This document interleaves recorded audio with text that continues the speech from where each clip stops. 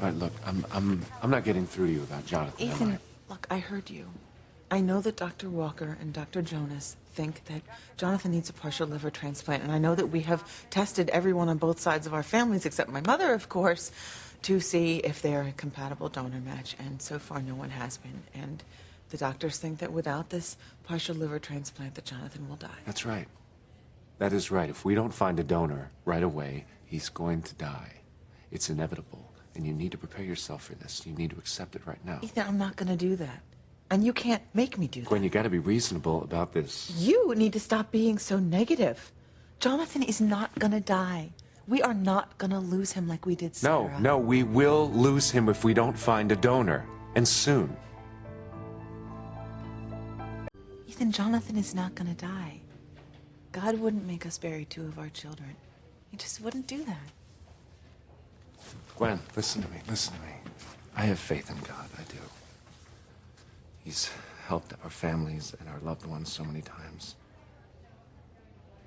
But he sometimes works his miracles through other people, and I don't think there's a miracle in store for us because there is no compatible donor for Jonathan out there. And if he doesn't get that transplant, he is going to die. That is where you are wrong.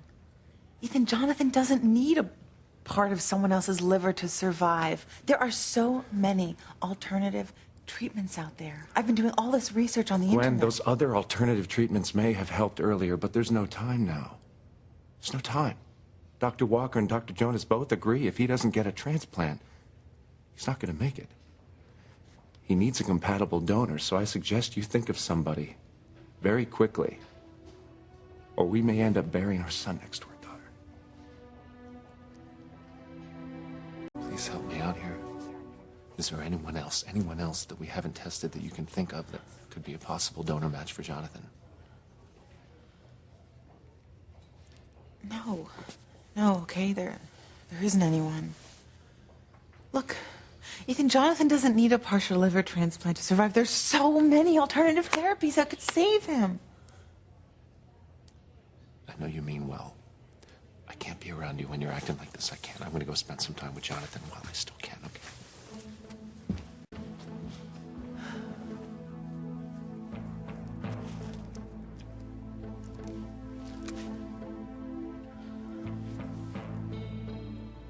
Mother, where are you?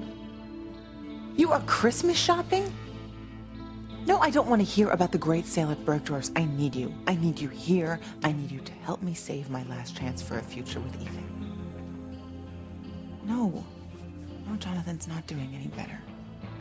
No one else we tested besides Jane is a compatible donor match. Ethan has completely given up hope.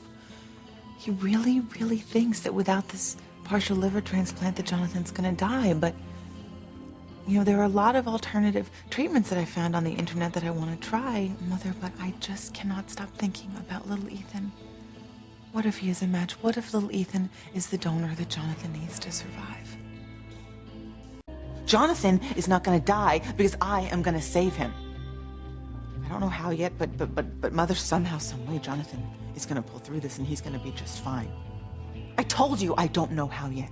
There are dozens and dozens of holistic treatments and alternative cures that I want to try.